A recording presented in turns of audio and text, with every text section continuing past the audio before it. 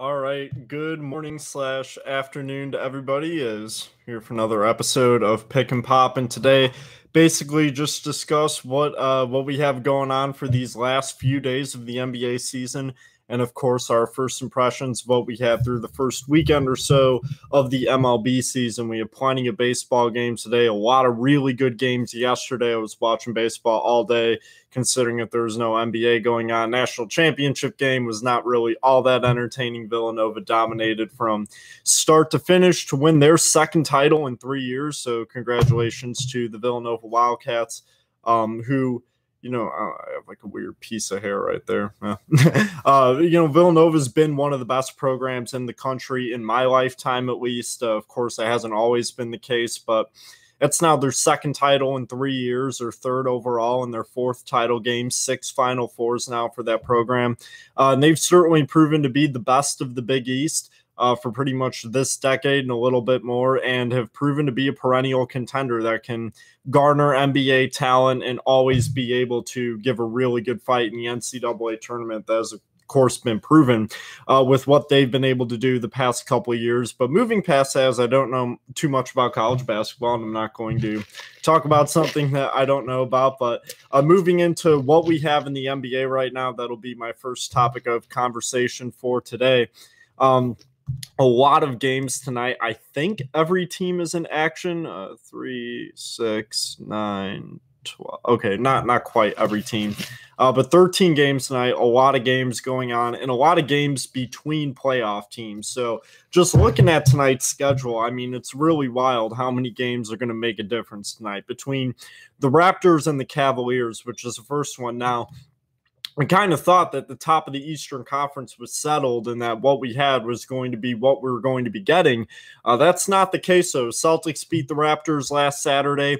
That made the lead 2 games, and tonight that can go down to 1 with the Raptors and the Celtics playing each other tomorrow. And the Celtics would then own the tiebreaker if they won. So the Raptors do not have an easy game tonight. They're playing a hungry Cleveland Cavaliers team on the road. It'll be really interesting to see how Cleveland responds to this. This is a big game. This is also a potential conference finals matchup, so that's something that Cleveland's really going to be looking at. And I really think that's going to be a big test for those role players on Cleveland. I don't think there's any doubt that LeBron James is going to come out and perform once it comes time for the conference finals or playoffs or whenever the playoffs in general, but especially whenever he'd be playing Toronto, if that happens, as Toronto has been knocked out by Cleveland the past 2 years in the playoffs. So I don't have any doubts about LeBron James. And if Kevin Love is healthy, I don't have any doubts about him either. I just think it's about the role players, and I've stressed this a lot, but I think matching up against Toronto, once you get past LeBron and Kevin Love, who, Toronto has their own dynamic duo in Kyle Lowry and DeMar DeRozan. Once you get past that, and I think this is a problem that Cleveland has matched up against the Celtics as well, is that they don't have the depth beyond those 2 players. Because you look at Toronto, and you just take a look at their starting lineup. Jonas Valanciunas having a career year as a big in Toronto. Serge Ibaka, who's now a different kind of player but has a lot of playoff experience, has been to an NBA Finals before. And then you look at their bench, and that's been the whole story the whole year. The fact that this is a team that is very dynamic on both ends of the floor. They have a bench that can lead you and win games. There have been a lot of games this year where DeMar DeRozan and Kyle Lowry just simply haven't had it going as far as scoring goes, and that is where their bench has really been able to take over, and they have it covered on every end. So whether it's Jakob Poeltl in his second year, who's been outstanding as a center coming off the bench, and you look beyond that, how about DeLon Wright, who's been one of the better backup point guards very quietly, CJ Miles, who can shoot the ball very well, along with Fred VanVleet, who's been their most valuable bench piece. Pascal Siakam has been a big part of this team. So all of those pieces that the Raptors have been able to assemble off of their bench just make them so tough, because you look at Cleveland's bench, it's kind of a rotating cast with who's playing from day to day. They're not really ever able to find true consistency beyond what they get out of Kyle Korver, who, of course, with the passing of his younger brother, has not been in action a whole lot. So really looking at Cleveland's bench to where you're relying on young players. You know you're probably going to get good games out of Rodney Hood and Jordan Clarkson on the shooting end, but I think matched up against Toronto, which is why I think it'll be really interesting tonight. We're just going to see how far LeBron James is able to take this Cavs team against a team that really is better than them in every other regard, just, besides the fact that they don't have LeBron James. So that'll be a really big matchup. And I think the Cavaliers are not really keen on anybody that they're going to play in the first round. At this point, it's likely to be the Wizards, but now they have John Wall back. And all of a sudden, you're playing one of the best backcourts in the NBA in the first round if you're the Cleveland Cavaliers. And that is not a situation that they want, but it's likely what they're going to be stuck with.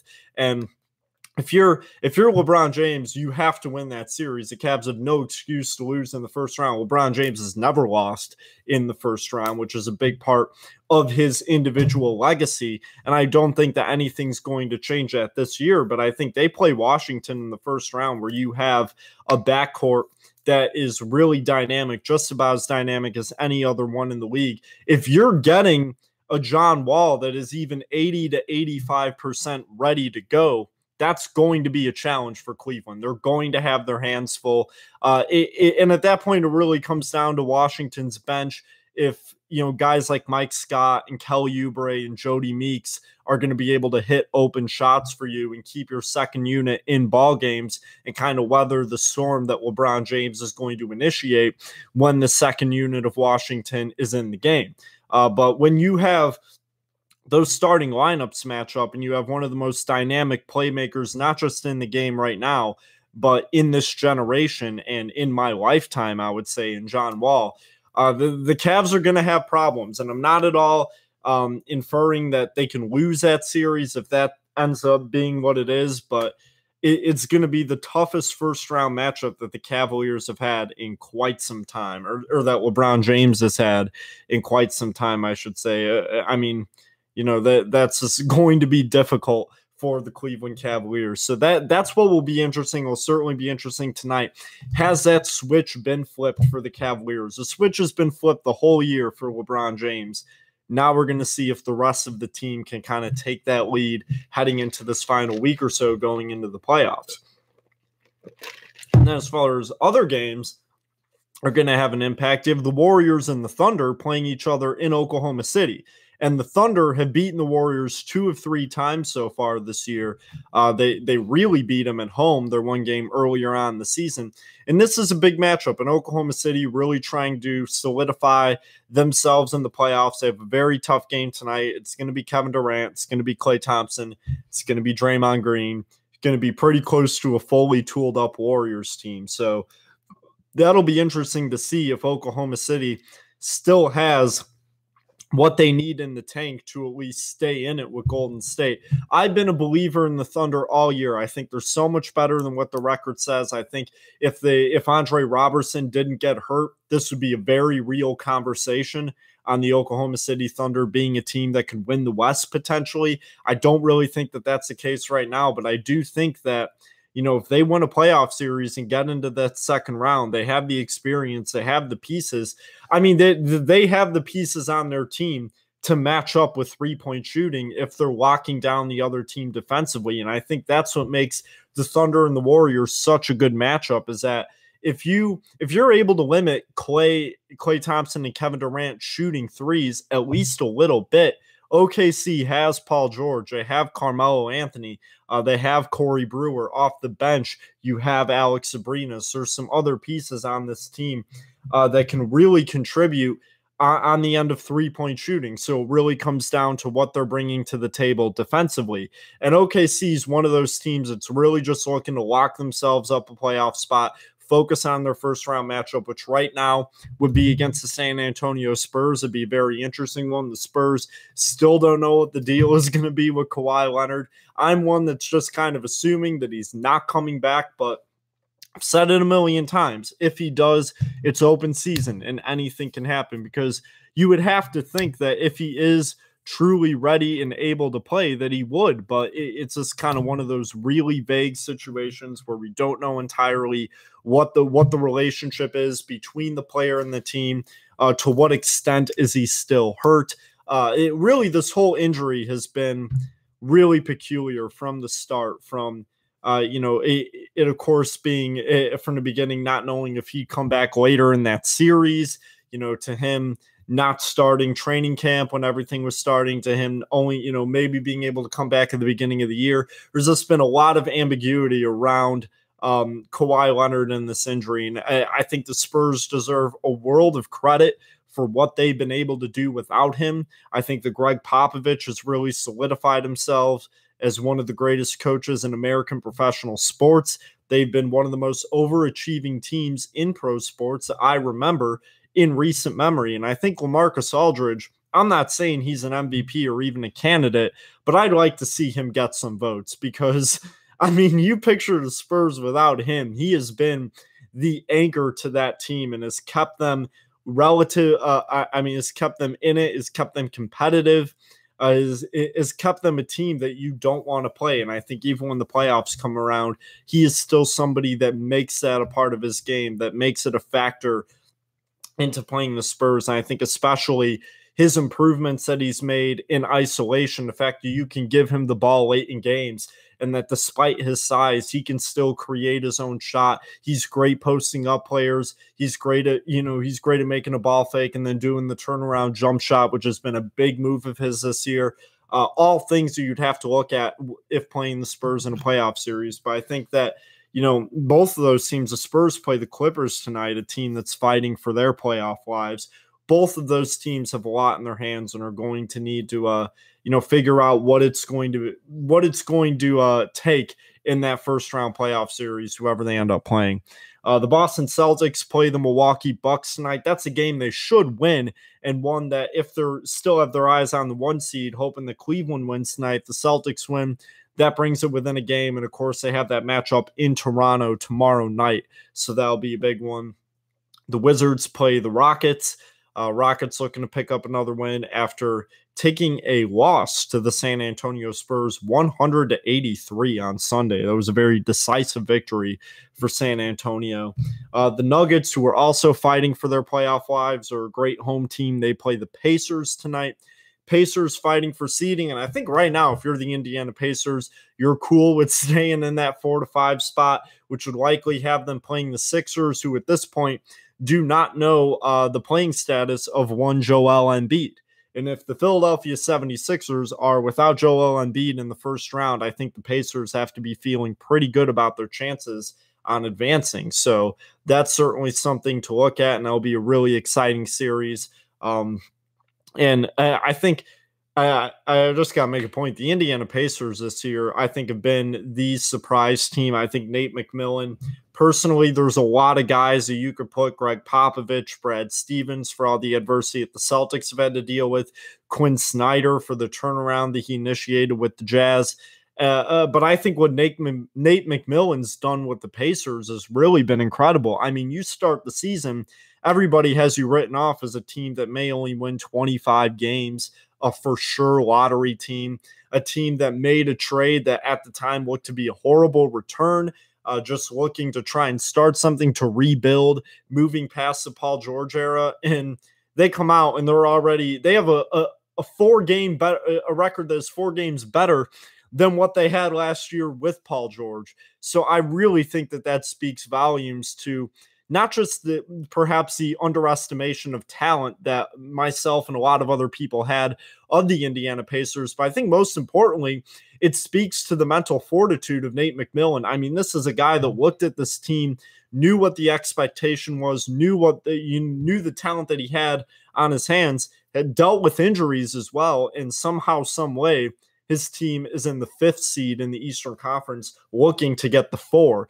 potentially even the 3. So really, really impressive season from the Indiana Pacers. Victor Oladipo really finding his home and really proving why he was the 2nd overall pick. Miles Turner, one of the better big men in the game, who I think is being overlooked. Guy's 21 years old and is so talented. Really, really fun to watch. Darren Collison's had a great year as a point guard, and the Pacers, they had a placeholder at point guard last year with with having Jeff Teague there. And of course, he moved on to Minnesota. And now this season with Darren Collison, who has dealt with a lot of injuries, he has still been a huge part of that team's success. And then their bench between Corey Joseph and Domantas Sabonis and Lance Stevenson, guys that have all contributed to make that team really tough to play. They have an identity. They're pesky. They're really tough to beat in the fourth quarter of games. They're known to slam the door, and they have guys that are capable of hitting big shots. So I really think that all contributes to it. And of course, that's not even counting Thaddeus Young, who has been one of the more underrated defensive players in this game for a really long time. And he's been a big part of that unit for the Pacers. So I think, I mean, overall, you look at this playoff race, we're going to have a bit of a better idea of what it's going to look like after tonight, considering just the sheer amount of games. But it'll be really interesting. And I think the injury impact is so big. I mean, from all these teams, from the Cavaliers not knowing if Kevin Love is going to be healthy or not, the Celtics not knowing when Kyrie Irving is going to come back, / how much of an impact is that going to have in a first-round series if you have to roll with Terry Rozier as a starting point guard. And of course, I talked about the Sixers, who really would have their hands full without Joel Embiid in a playoff series. You have the Wizards getting John Wall back. And then the Western Conference, I mean, every team has their story, from the Rockets, who are still being very careful with Chris Paul, from the Warriors, who will be without Stephen Curry in that first round, and who just lost Patrick McCaw, a really good role player as well. I mean, the story has been the whole season with the Spurs and their injuries. The Thunder, of course, as well, with losing Andre Robertson. The Utah Jazz have been a team that once they got healthy and got Rudy Gobert back, they were able to get into the playoff race. And then you have the Timberwolves really for the season. Danilo Gallinari, Milos Teodosic having a lot of trouble staying on the floor. Even DeAndre Jordan, who is an Iron Man for all of his career, he had a stint on the IR. So all of these things have really played an impact into the Clippers potentially, having a chance to be a lot better of a team than they are or were this year, had those injuries not have occurred. And then who knows what trades would have happened. But of course, a lot of that has to do with Montrezl Harrell and Lou Williams, two big pieces off the bench. Austin Rivers, when healthy, has been a big contributor for that team. And of course, Tobias Harris, since coming over, he's really a good player, and that's made a big difference as well. So that's what we're looking at in the NBA today, but a lot of really good games. Of course, Raptors, Cavs, that's probably the biggest one of the night, along with Warriors, Thunder. But Spurs, Clippers, Celtics, Bucks, Wizards, Rockets, Pacers, Nuggets, all a lot of really good games that have real impact on what will be going on in the playoff race. So moving on from that into baseball, just kind of looking at our first impressions and what we have had going on in the season thus far. Like I said, there were a lot of really, really good games yesterday. And right now we have two teams that are unbeaten. That is the Nationals and, surprisingly, the Pittsburgh Pirates, who hung on yesterday after the Twins tried to come back from a 5-0 deficit. They ended up winning 5-4. You have the Red Sox and the Astros, who are 4-1. That is perhaps not surprising. The two teams that are winless are the Kansas City Royals and the San Diego Padres, 0-3 and 0-4 respectively. Padres really, they made some changes in the lineup, looking to be a lot better this year. Haven't found that to show any benefits yet. Yesterday, the Cubs took their second straight shutout. They lost 1-0. The Cincinnati Reds have had a lot of problems hitting with runners in scoring position thus far.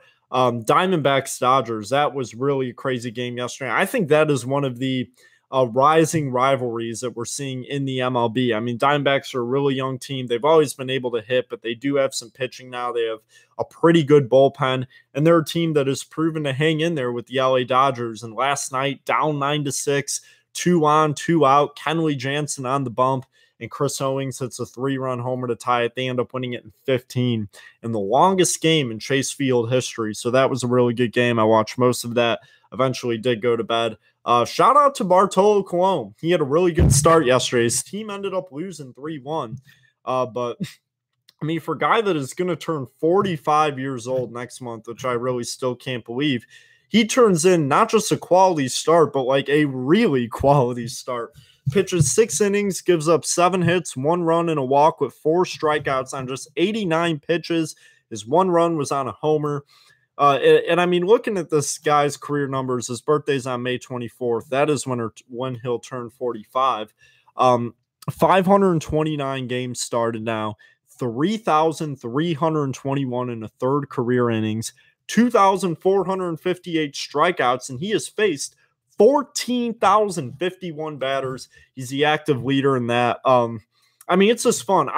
In any sport, I love when guys just continue to play and play and play as long as they possibly can, because I really think that's just a testament to how much these athletes really do love what they do. And I think there's a perception from some individuals, and maybe this is true about a few athletes, that, they truly are only in it for the money, and that their talents and abilities are all about the checks that they get at the end of the day. And at least for a lot of them, that, it gets to a point where they've made their money and they realize that they've reached that point in their career. But, when you see guys like Ichiro Suzuki and Bartolo Colon, or if you want to go to basketball, you have your Vince Carters and Dirk Nowitzki's and Jason Terry's, and then in hockey, guys like Jaromir Jagr.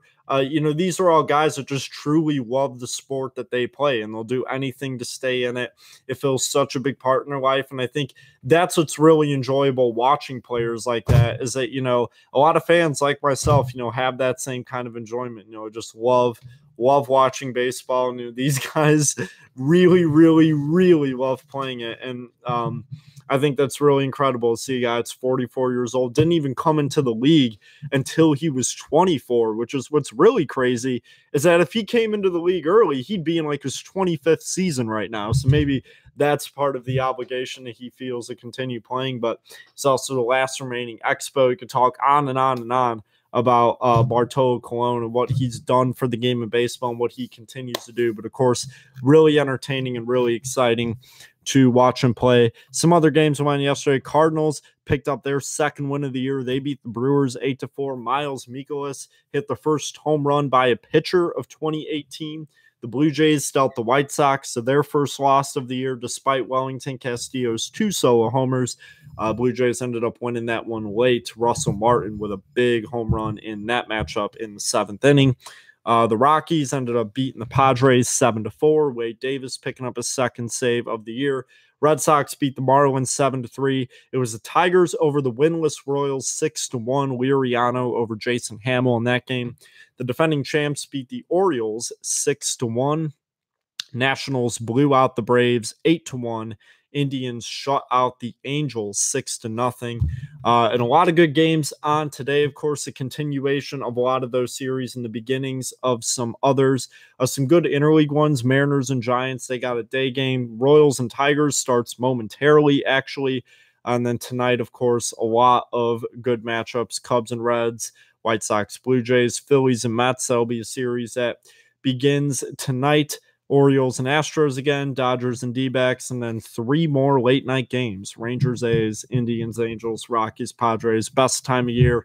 Haven't really been getting sleep, but that's the spirit of it, and that'll really become the case once the postseason starts. So that's all I have for new stuff today.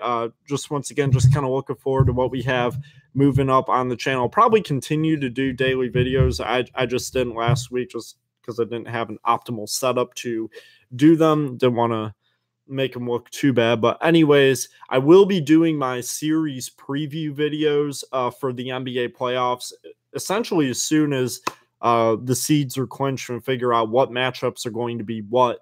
And I'll look to make, really in-depth analysis, give a good prediction on what's going to be going on in all 8 NBA playoff series. The playoffs start in just 11 days, so that'll be really exciting, and that'll kind of be like the big focus of the channel moving into there. And then, of course, the playoff games themselves. I may do live play-by-plays on live stream. I'm not sure yet. I may just do it with audio, maybe not include the video with the live play-by-play, but it is something that I'll probably consider doing for some playoff games, maybe hockey and basketball, and then we'll see how that all goes. Barring that, thank you for tuning in to another episode of Pick and Pop. This has been Peter Marzano. Hope everybody has a good day.